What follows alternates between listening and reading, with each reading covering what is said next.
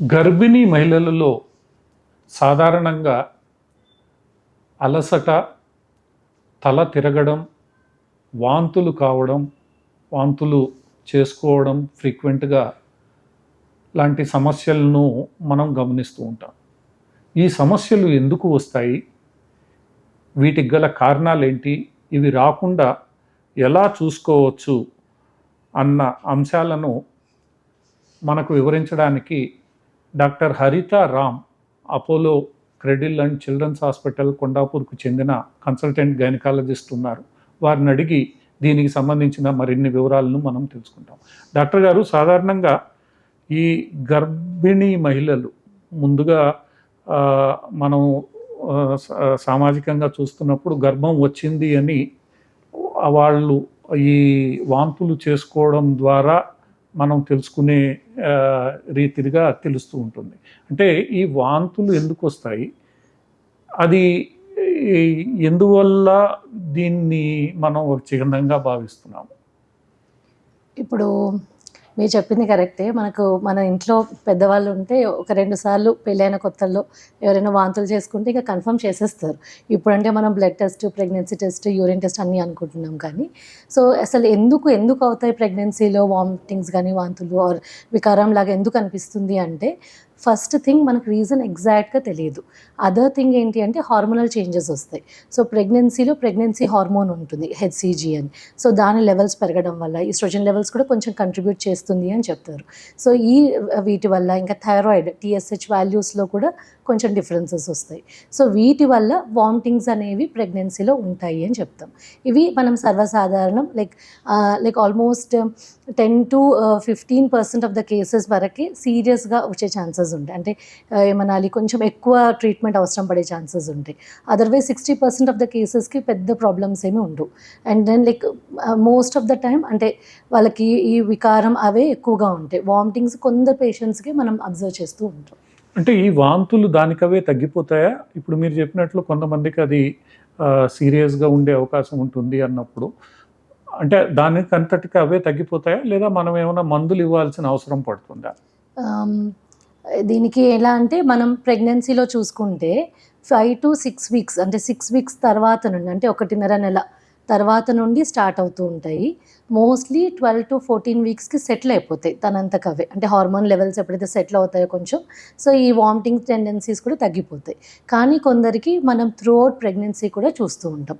Those are rare, but అలాంటివి కూడా మనం చూస్తూ ఉంటాం. అంటే వాళ్ళకి ట్రీట్మెంట్ అంటే ఇప్పుడు ట్రీట్మెంట్కి వచ్చేసరికి మనం ఫస్ట్ గర్భిణీకి చెప్పేది ఏంటంటే, చాలామంది ప్రెగ్నెంట్ అయ్యారు, ఇకపై కూడా అవుతూ ఉంటారు. సో ఇది పార్ట్ ఆఫ్ నార్మల్ ఫీచర్ అని మీరు కొంచెం సైకలాజికల్గా కూడా స్ట్రాంగ్ అవ్వాలి అని చెప్తూ ఉంటాం. సో దాంతోపాటు ఒకవేళ కొంచెం నాజియా అనిపించాయి అనుకోండి, మనకి ఇంట్లో కొన్ని రెమెడీస్ ఉంటాయి. ఇవి మనకి ఎప్పటి నుంచో జింజర్ తెలుసు, అంటే మన అల్లం, సో జింజర్ టీ కానీ, జింజర్ బ్రెడ్ కానీ అలాంటివి తీసుకోమని చెప్తాము. ఇంకా అందరికీ బేసిక్గా వీళ్ళు చెప్పేది అంటే, స్మెల్ పడట్లేదు, మేము వండుకోలేకపోతున్నాము, వండుకున్నది కూడా తినలేకపోతున్నాము అని చెప్తూ ఉంటారు. సో అప్పుడు ఏం చెప్తాము అంటే, వేడిగా ఉన్నప్పుడు తింటే స్మెల్ కొంచెం స్ట్రాంగ్ ఉంటుంది. ఆ స్మెల్కి వామిటింగ్స్ అయిపోయి అసలు ఇంకేం తినలేకపోతారు. సో ఏం చెప్తామంటే, కొంచెం చల్లగా అయ్యాక తినడము, అందరితో ఇప్పుడు ఇంట్లో ఫ్యామిలీ మెంబర్స్ అందరూ కలిసి కూర్చొని తింటే, అంటే ఫుడ్ ఎక్కువ క్వాంటిటీ ఉంటుంది, స్మెల్ కూడా కొంచెం స్ట్రాంగ్గా ఉంటుంది. సో కొన్ని రోజులు మీకు ఆ సెన్సేషన్ తగ్గేంత వరకు కొంచెం సపరేట్గా కూర్చోవడం, ఇలా చల్లబడ్డాక తినడం, అలాంటి కొన్ని ట్రిక్స్ కూడా ట్రై చేయొచ్చు. ఇంకా కొందరు ఏం చెప్తారు, మార్నింగ్ లేచాక బ్రషింగ్ చేసుకోలేకపోతున్నా, బ్రష్ చేసుకుంటే మొత్తం పసరులాగా వచ్చేస్తుంది అని. సో దానికి ఏం చెప్తాము, నైట్ మీరు పడుకునేటప్పుడే బ్రష్ చేసుకొని పడుకోండి అని. సో మార్నింగ్ లేచాక ఒక స్లైస్ ఆఫ్ బ్రెడ్, అవన్నీ బ్లాండ్ ఫుడ్స్ కిందకు వస్తాయి, బ్రెడ్ అలాంటివి. బ్రెడ్ కొంచెం జామ్, కొంచెం టేస్ట్ కోసం అలా ఒక స్లైస్ తినేసి దాని తర్వాత బ్రష్ చేసుకోమంటాం. సో దానివల్ల కూడా ఇది కూడా చాలామందికి చాలా హెల్ప్ అవుతుంది. సో అంత మెడిసిన్స్ అవసరం వరకు పడకపోవచ్చు. బట్ దెన్ ఇవన్నీ కూడా టు సమ్ ఎక్స్టెంట్, ఎప్పుడైతే వాళ్ళు ఇవన్నీ అంటే అసలు తిన్నది ఏమీ ఉండలేకపోతుంది, అంటే వాటర్ కూడా బాడీలో ఉండట్లేదు, ఫుడ్ ఏమి తినలేకపోతున్నారు, ఇంకా మనకు చూస్తే తెలిసిపోతుంది అంటే నీరసము అవన్నీ ఎక్కువైపోతుంటే డెఫినెట్లీ మెడికల్ హెల్ప్ అవసరం పడుతుంది. సో మెడికల్ హెల్ప్ కూడా ఫస్ట్ మనం బిగినింగ్లో మెడిసిన్స్ అంటే టాబ్లెట్స్ ఇచ్చి చూస్తాము. మోస్ట్లీ మనం ఇచ్చే మెడిసిన్స్ అన్నీ ప్రెగ్నెన్సీలో సేఫ్ ఉన్న మెడిసిన్సే ఇస్తాము. వెరీ రేర్గా వాటికి కూడా సైడ్ ఎఫెక్ట్స్ ఉండవచ్చు. ఇంకా అలా కాకుండా అంటే చాలా సిక్ అయిపోయి మనకు కీటోన్స్ అని ఒక టెస్ట్ చేస్తామన్నమాట యూరిన్లో. అంటే ఏంటి, బాడీలో మనకు ఎనర్జీ ఫామ్ అంతా కూడా దీంట్లో వెళ్ళిపోతుంది. అంటే గ్లూకోజ్ రూపంలో మనం వాడుకుంటాం. ఎప్పుడైతే మనకు బాడీకి గ్లూకోజ్ సప్లై లేదో ఉన్న కీటోన్స్ అన్నీ బ్రేక్ అవుతాయి. ఆ బ్రేక్ అయిన బై ప్రోడక్ట్స్ మనకి యూరిన్లో కనిపిస్తాయి. అలాంటి సిచ్యువేషన్ కనుక వస్తే మనం అడ్మిషన్ అవసరం అవుతుంది అని చెప్తాము. ఇంకా లైక్ ఐవీ ఫ్లూయిడ్స్ కూడా పెట్టుకోవాల్సి వస్తుంది. అంటే మనం ఓరల్గా తీసుకోలేరు కాబట్టి గ్లూకోజ్ బాటిల్స్ లాగా కూడా ఎక్కించాల్సి వస్తూ ఉంటుంది. అంటే ఇప్పుడు ఈ వికారం అనేది సహజ సిద్ధంగా తగ్గిపోకుండా కొంతకాలం కొనసాగి అది కూడా తగ్గకుండా మందులకి కూడా లొంగని పరిస్థితుల్లో వాళ్ళు హాస్పిటల్లో అడ్మిట్ కావాలి. అంటే ఎప్పుడు ఒక మహిళ నాకు ఇది సీరియస్గా ఉంది అని గుర్తించగలుగుతుంది, దానికి తగ్గట్లుగా మనము ట్రీట్మెంటు అందించాల్సిన అవసరం ఉంటుంది. ఎందుకంటే సాధారణంగా ఇళ్లల్లో రకరకాల అపోహలతో ఉంటారు. స్థానికంగా ఉన్న వైద్యుడు సరైన సలహా ఇవ్వకపోవచ్చు. అటువంటి పరిస్థితుల్లో ఎక్కడ వాళ్ళు ఒక మంచి నిర్ణయం తీసుకోవాలి, ఎటువంటి పరిస్థితుల్లో తీసుకోవాలి? అంటే వాళ్ళు ఏమీ తినలేకపోతున్నారు. అంటే తిన్నది ఏది బాడీలో ఉండట్లేదు. లైక్ ఒక గ్లాస్ ఆఫ్ వాటర్ తాగితే గ్లాస్ ఆఫ్ వాటర్ బయటకు వచ్చేస్తుంది. అసలు ఏమీ రిటర్న్ అవ్వట్లేదు. వెయిట్ లాస్ ఉంది. అది కూడా మోర్ దాన్ 5% వెయిట్ లాస్ ఉంది. అండ్ ఇంకా అంటే మనకు వాళ్ళు చూసిన తెలిసిపోతుంది, వీళ్ళు ఇంత నీరసంగా ఉంటున్నారేంటి, కళ్ళు తిరిగిపోతున్నాయి, కూర్చోలేరు. అలాంటి సిచ్యువేషన్ ఉంటే డెఫినెట్గా ఇమ్మీడియట్గా మెడికల్ హెల్ప్ తీసుకోవాల్సిందే. అంటే ఈ వాంతులు ప్రధానంగా మనం తీసుకునే ఆహారం పడకుండానే జరుగుతాయా, లేదా దీని వెనక ఇంకేమైనా ఆరోగ్య సమస్యలు కానీ మన ఫిజికల్ ఇష్యూస్ కానీ ఉండే అవకాశం ఉందా? అంటే ఇప్పుడున్న పరిస్థితుల్లో అయితే స్ట్రెస్ కూడా ఒక రీజనే వామిటింగ్స్కి. సో స్ట్రెస్ ఒక రీజన్ చెప్పుకోవచ్చు. ఇంకా ఫ్యామిలీ హిస్టరీ, అంటే లైక్ తనకి ముందు ప్రెగ్నెన్సీలో వామిటింగ్స్ ఉన్నా కానీ ఈ ప్రెగ్నెన్సీలో మళ్ళీ వామిటింగ్స్ వచ్చే ఛాన్సెస్ ఉంటాయి. ఫ్యామిలీ హిస్టరీ, అంటే వాళ్ళ అక్కకి ప్రెగ్నెన్సీ గర్భిణి అయినప్పుడు ఇలా వాంతులు ఉన్నా కానీ, ఫ్యామిలీలో అలా ఉన్నా కానీ, ఆర్ ఈసారి లైక్ ట్విన్స్, అంటే 2 పిల్లలు, కవలలు కానీ, 3 పిల్లలు కానీ, అలాంటి ప్రెగ్నెన్సీస్ ఉన్నా కానీ, రేర్గా ముత్యాల గర్భం అని ఒకటి ఉంటుంది. అలాంటివి ఉన్నా కూడా ఎక్కువ వామిటింగ్స్ అయ్యే ఛాన్సెస్ ఉంటాయి. ఇక్కడ ఇంకొక అపోహ మనం సాధారణంగా గమనించేది ఏంటంటే, ఈ ఈ ఫుడ్డు వల్ల నీకు వికారం ఏర్పడుతోంది, దీనివల్ల వాంతులు అవుతున్నాయి, ఈ ఫుడ్డుని మానేసి ఇట్లా చెప్పుకుంటూ వీళ్ళు నీరసం కావడానికి కొంత ఆహారాన్ని తగ్గించి వేసే పరిస్థితి ఏర్పడుతుంది. అటువంటి పరిస్థితుల్లో వాళ్ళు నీరస పడిపోకుండా, కళ్ళు తిరిగి పడిపోకుండా వాళ్ళకి ఎటువంటి జాగ్రత్తలు తీసుకోవాలి? అంటే హాస్పిటల్కి వచ్చి ఇదంతా జరిగే లోపల వాళ్ళు ఎటువంటి జాగ్రత్తలు తీసుకోవచ్చు? దాంతో వాళ్ళు ఫర్దర్ మీరు ఏదైతే నీరసపడిపోవడం, కళ్ళు తిరగడం లాంటి పరిస్థితి తలెత్తకుండా. ఒకటి, ఫుడ్ డైరీని మెయింటైన్ చేసుకోవచ్చు. దాంట్లో అంటే మనకి ఏ ఫుడ్ తింటే నిజంగా అసలు వాంతులయ్యాయి అంటే మనం యూజువల్లీ ఏమవుతుంది, టెండెన్సీ మర్చిపోతాం. అంటే నిన్న తినింది మొన్న అనుకుంటాం, మొన్న తినింది ఇవాళ అనుకుంటాం. అలా కాకుండా రాసి పెట్టుకోవాలి. అంటే ఏ ఫుడ్ తిన్నాక ఎప్పుడు ప్రాబ్లం అయింది, నిజంగానే ఆ ఫుడ్ వల్ల ట్రిగ్గర్ అయితే కొన్ని రోజులు అది అవాయిడ్ చేస్తే సరిపోతుంది. దాని తర్వాత ఇంకా కొన్ని బ్లాండ్ ఫుడ్స్ ఉంటాయి, అంటే రైస్ కానీ, బ్రెడ్ కానీ, లైక్ ఈవెన్ కొందరికి మనం ఏం చెప్తాము, స్వీట్స్, అంటే కొంచెం తిన్నా ఎక్కువ ఎనర్జీ ఇచ్చేవి, అలాంటివి కూడా కొద్ది రోజులకైతే పర్వాలేదని చెప్తాం. అంటే అసలు ఏమీ తినకుండా బాడీని మొత్తం డిప్లీట్ చేయడం కంటే కొంచెం తినగలిగేవి, అంటే ఇప్పుడు రైస్ కానీ వాటి పెద్ద స్మెల్ టేస్ట్ ఏమి ఉండదు, అంటే చల్లటి అన్నం తింటే అంత డిఫరెన్స్ రాదు మనకు. సో అలాంటివి తీసుకోమని చెప్తూ ఉంటాం.